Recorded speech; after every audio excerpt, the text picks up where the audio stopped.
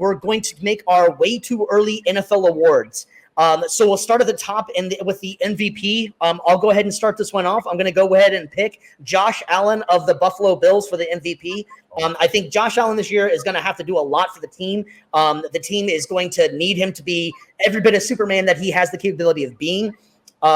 They've lost their wide receiver core has been a little bit up and down with losing Stephon Diggs and Gabe Davis. So I really just think that he's going to have to do a lot more than he's been doing, which I hope this doesn't lead to more interceptions for him. But I think Josh Allen has the absolute talent. He has the legs and that amazing cannon for an arm. So my MVP this year is going to be Josh Allen. All right, BC, you're up. What you got?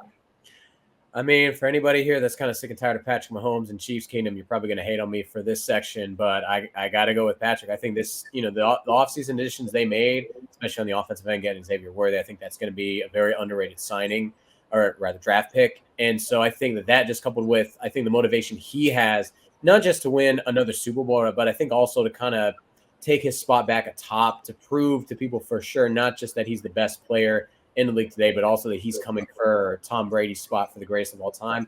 I think that this is going to be a year that he tries to kind of do everything and win the MVP among other accomplishments as well that we will talk about later on in this show.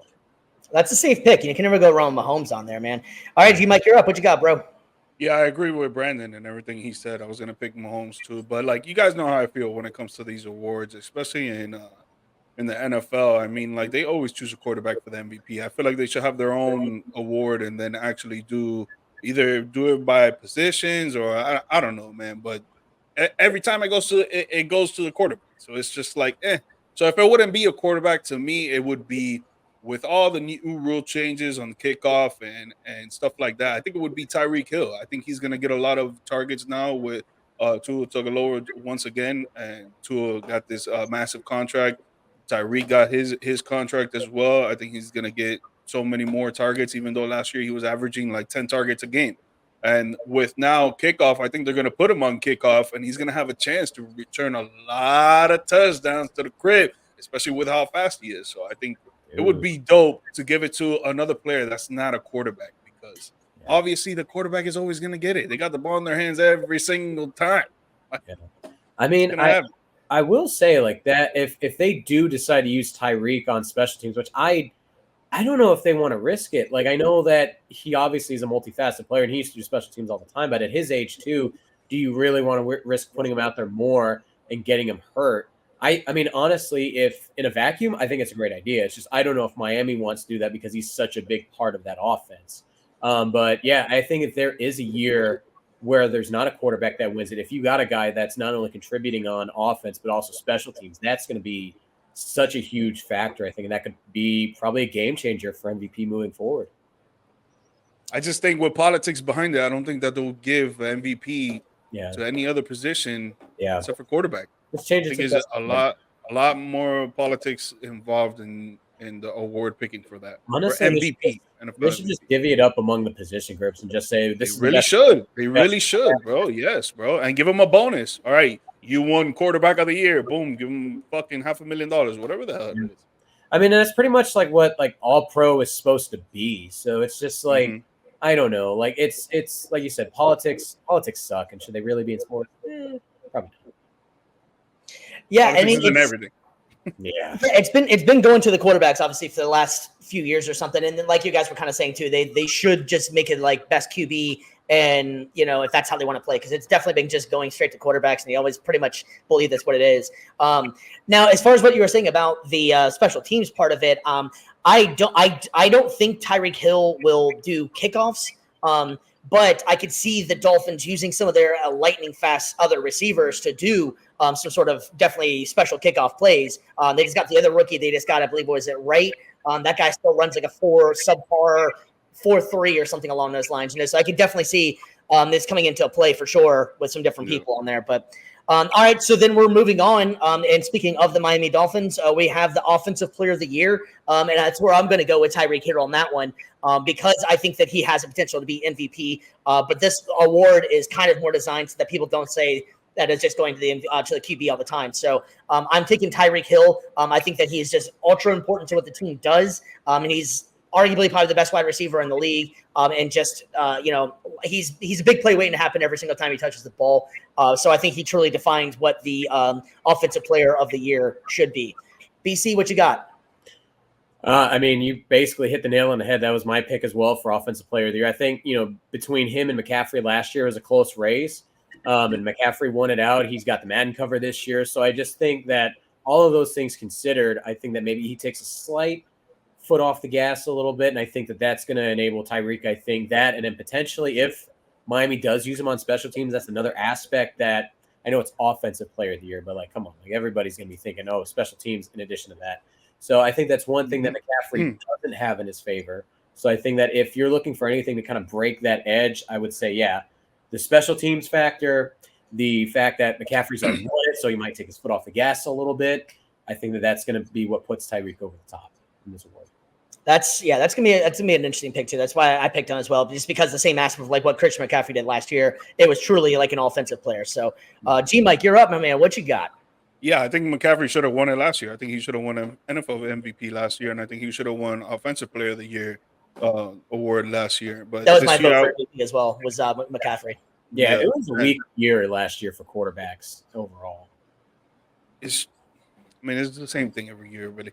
But yeah, I think McCaffrey's going to take a step back. I think he already got that injury bug before the season started, so I don't think he's going to play a full season. And I think Tyreek will probably play a full season. If anything, miss 1 or 2 games. I feel like McCaffrey will maybe miss like 4 or 5 games due to health. But yeah, McCaffrey is always a great pick, but I'll go with Tyreek just because I would pick him for MVP. So why not pick him for Offensive Player of the Year? Yeah, that's always kind of scary whenever you have all 3 of us picking the same player. So, although the last time we did it, Alessandro did lose. So we all did 3 pick Alessandro to lose on that one. So yeah, a little bit of a tooting your horn on that one, I guess. But can't always be right. Yeah, I mean, I don't know. I mean, it's kind of easy sometimes, I guess. Yeah, but you can't always be right, because if not, I would be a millionaire right now with sports gambling. You know what I'm saying? And I mean, anyways, we're on to the defensive player of the year, and I'm going to go with the same gentleman that won last year. I'm going back with Myles Garrett again. I think Myles Garrett is just an absolute game wrecker and one of the greatest defensive players in the last decade or so. He is just an absolute force to deal with, and I think that he's going to continue on his dominance for the defense. BC, who's your defensive player of the year? Man, you thought my pick from Mahomes was a safe pick. I mean, good. I mean, he is a specimen, not to take anything away from him. But if I had to pick somebody that is going to win defensive player of the year, I'm going to go out of the box for this one. And I'm going to go with the guy that I think should have been getting a lot more recognition last year for the award. And I think this year, just signed a big contract. I think he's going to be now even extra motivated, not just to prove that he deserves that money, but also that he deserves to be once again an All-Pro. He deserves to get the Pro Bowl that he was snubbed from last year, and he deserves more Defensive Player of the Year votes than he got. And that's going to be Antoine Winfield Jr. from the Bucs. I know, I know, it's a big thing. Like, oh, it's a homer pick. He's going up. But honestly, like, I think that everything that he does, though, the versatility he has on that field, it's incredible. The fact that he is one of the most surefire tacklers in the league. He's probably the best pass rushing defensive back in the league. He's also got great hands. He's got great instincts for the ball. Like, he filled up the stat sheet last year on a Tampa defense that relied so much on him. And I think this year what will help him is that I think this Bucs defense is going to take steps into that top 10, maybe even top 5 category with the offense, or with the additions they made in the off season, getting Jordan Whitehead in, all the defensive players they drafted. I think that this year the defense is going to be better. By proxy, that's going to put more eyeballs on the defense. And I think that his stat sheet stuffing ways are going to continue. And I think that all of those things combined are going to be what puts him over the top this year. It's a long shot, I think, by a lot of standards, and he's probably the smallest guy that would be in the race. But I got to give props to him. He's, I think, the best defensive back in the league, and I think he's going to show that this year. And I think he's going to bring the Bucs another DPOY. That's definitely an interesting pick. That one is definitely the only thing you'll hear on Views from the Stands pick, I feel like. But go with your gut, man. I went with the safe pick in Garrett. But, yeah, that's definitely a good pick there, too. G. Mike, you're up, my man. Defensive Player of the Year. Who you got? Micah Parsons. Yeah, I wanna be biased and go Michael Parsons, but the way that our defensive line is looking, man, he's gonna be having to do so much. He's gonna get double teamed a lot, so I don't really think he's gonna have a good year. No doubt, he's gonna be a Pro Bowler. But the thing is that he's gonna have a lot of stops on him with the doubling and all this. Like he's gonna have to pick up a lot for the defense, so it's gonna be hard for him to actually get that award. So I'm gonna go with someone who's gonna have a great defensive line next to him and a pretty good defense all around when it comes to linebackers and secondary. And I'm gonna pick Max Crosby, bro, because bringing in Christian Wilkins from the Dolphins is gonna help him out. They're gonna probably double team him a lot, so there's gonna be a lot of one-on-ones with Max Crosby, unless they put a tight end in the left tackle or right tackle, whatever the case may be. But I think he's gonna do work, man. I think he's gonna do a lot of work, and it sucks when you're in a division with one of the best quarterbacks in the league, and Patrick Mahomes. He really doesn't take a lot of sacks, and his offensive line is very good. But I still think that Max Crosby is gonna do a lot of work, and he'll probably take that award this year. Yeah. Yeah, no, that's definitely a good pick in there. And Micah Parsons definitely has every opportunity to get that award. He's been one of the best defensive players coming. And there's just a lot that's going on with Micah Parsons over there in Dallas as well. So that's definitely a good pick for sure. So now we are on to the next one, which is the offensive rookie of the year. And I'm going to go with Marvin Harrison Jr. of the Arizona Cardinals. And I know that probably sounds like more of like a safe pick as well, but I really do believe that this kid has every bit of any gift that you need to be a top end wide receiver in the league. He is set up. He's got the size. He is the number one receiver there, and he's a rookie and just getting started. So I believe Marvin Harrison Jr. is going to have a great year in Arizona. He's almost a perfect pick that, as long as he stays healthy, cannot fail. All right, so what's going to be your offensive rookie of the year? So I am going to go with Caleb Williams from Chicago, mostly just because he's in a great situation there with the offense. Obviously, the trio of wide receivers that he's got to throw to is any rookie quarterback's dream. I honestly can't think of much of a better situation to be in as a rookie quarterback than that. And again, I know that there's going to be, I think, other guys that might be relied on a lot, like you said, with Marvin Harrison. But I just feel like this is too much of a story. And he's also the number one overall pick. So I feel like the story narratives that he has, the pressure he has, all the eyeballs on him, and the fact that he has such a great situation going into his rookie year, I think this award is just basically set up for him. It's his for the taking, and it's his to lose. Yeah, and is it just me, or that just this year feels like the rookies coming in this year? I just feel like they're really going to be some very impactful guys for a long time to come. I mean, that offensive rookie of the year, you can go Malik Neighbors, Roma Dunze, Caleb Williams.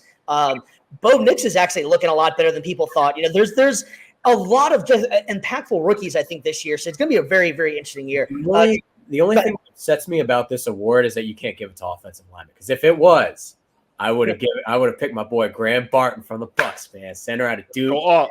Now, that's a dude that is a stud. He has looked fantastic in the run game and in pass protection in the preseason. I know preseason, but he has looked good so far. Anybody that said that he wasn't going to transition from tackle to center, eat your words, man. That dude's going to be a multi-time Pro Bowler, All-Pro, you name it, man. Graham Barton. Woo! All right, G Mike, you're up, man. Your offensive rookie of the year. What you got? I was definitely going to pick Marvin Harrison Jr. I think that he's just crazy generational wide receiver. But I'll go with someone else, and I'll pick Bo Nix, man, because I like the way that he was playing in the preseason, bro. Even though before I was talking a little smack about him and didn't think he was going to do as good and this and that, but I like the way that he played in the preseason. Very confident, very poised. Obviously, Sean Payton likes him. He's starting him in week 1. I think he's going to do a pretty damn good, man. Yeah, maybe not have a spectacular season, but if I'm not picking Marvin Harrison Jr., I'll pick Bo Nix. Yeah, that one's probably going to be an underdog pick in there, but Bo Nix has every opportunity. It's just in a tough division. They have a lot of competition out there, so that one's going to be kind of tough for him to make the team a lot better. But I think he is going to have a good season, which leads us to the next award. We got our defensive rookie of the year. And this one is where I'm going to be the homer pick. I'm going to take Latua out of Indianapolis. If you guys have watched any of the preseason with this guy's just an absolute game wrecker. He's a pass rushing machine. And him and DeForest Buckner, it's going to be a very, very hard force feed to anybody at the stop in the league. So I'm really excited to see what this kid can do. I'm really surprised that he fell as far as he did, considering that the Falcons needed pass rushing and they didn't take him. They could have had him there.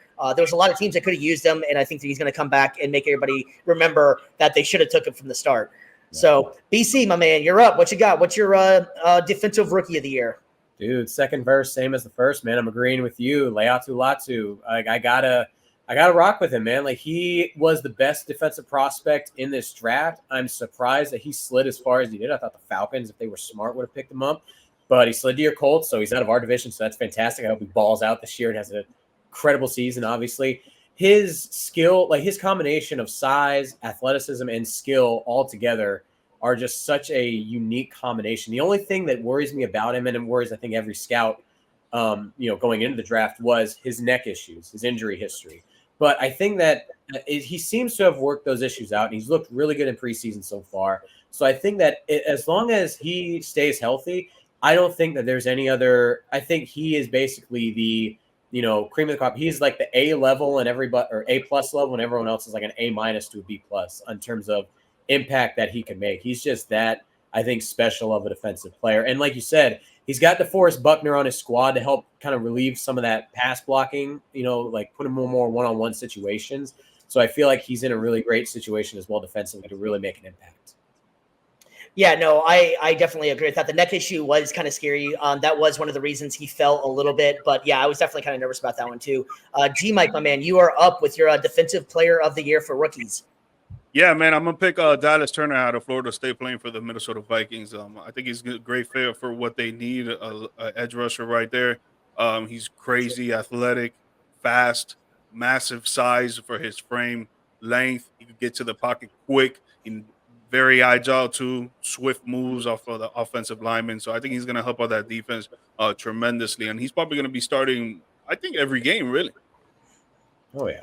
Yeah, that's an interesting pick. I haven't heard too many people really talking about him too much, but it's definitely going to be a very good pick out there as well. I like that one. That's a good pick. That's definitely not one that's a popular one for sure. But yeah. All right, and so their last one for the awards, we skipped over comeback player of the year because obviously we haven't really got a chance to get to that point yet, and also assistant coach of the year. Yeah. We're just going to move on to head coach of the year, and I'm going to go with who I thought should have won it last year. Although Kevin Stefanski did a hell of a job, I'm going to go with DeMeco Ryans of the Houston Texans. I felt like he should have had it last year. I love what the Texans are doing and building, and as soon as he came in there, he turned that team around. They were expected to be one of the worst teams in the league, if not historically, and he turned them around right away. And I think they're only going to get better. It's tough for me to say because they are in my division with the Colts, but I really do like his style. He seems like a player's coach, but also a no-nonsense coach. So I think he walks that perfect line of getting respect from the players, but also having the players on his side. So I'm going to go with DeMeco Ryans as this one here for my coach of the year. BC, what you got? I'm going to go a different route. A guy who I thought, should have won it last year. I think a guy that, to me is probably the best motivational coach in the entire NFL, and that's Dan Campbell from Detroit. I think the story, like when he first got there, the slow build that or not necessarily slow, but like he's built this team over the past few seasons. And I think he's just done a great job, not really just through a lot of splash signings or a lot of big moves, but he has a system, he has a scheme, he has basically a culture and a mentality in Detroit where they play together, and he really is the center of that team. Like, I don't think if you take a different coach, that's a similar quality, like I don't know if they do as well, just because he brings everybody together so well. He's such a very unity kind of guy, and I think that to me, that's just something that puts him over the top as a head coach. Yeah, and correct me if I'm wrong, he wasn't even up for Coach of the Year last year. No, right? That would surprise the hell out of me. With the success that Detroit had, and that guy being, part of that big rebuild, I'm honestly surprised he didn't get it. If he wasn't even nominated, I don't think he was even nominated, which is kind of crazy to me. I don't think so either. And don't get me wrong, like Detroit has a lot of. They're not playing with nobodies up in Detroit. You have a great team around you. You got a great defense, young players as well. You've got a great offense that's got some of the best young running back, quarterback, wide receiver, tight ends in the league. But I think that Dan Campbell just does a great job of unifying everybody together and really getting everyone to maximize their potential to the fullest degree. And I think that's what, as a head coach, you need to do. Yeah, when he came out and started out his coaching press conference with we're going to be eating kneecaps. You know this guy. You know this guy's a nothing. It's going down. Mike, you never got a chance to say. You can wrap it up if you want, man. Who's your coach of the year? I'll say Mike McDaniel, Brent. I think the Dolphins have had the last 2 seasons robbed with the divisional champs by the Buffalo Bills, but this year I think Buffalo has degraded a lot in offense, and I think they're going to have to, just like how you alluded to earlier with your NFL MVP, I think Josh Allen has to put that team on his back. I just don't know if he will like that. I just don't know if he will. I think there's going to be a lot of interceptions that he's going to throw, just like he did last season. And you can't really fault him because he's an aggressive guy and confident guy. So you're gonna love that in your quarterback. So all power to him, man. They keep playing like that. But I really think the Dolphins are gonna, third time's the charm. They're gonna take the division this year, and I think they maybe only lose like 3 or 4 games, man. I think Mike McDaniel might secure that head coach award for sure.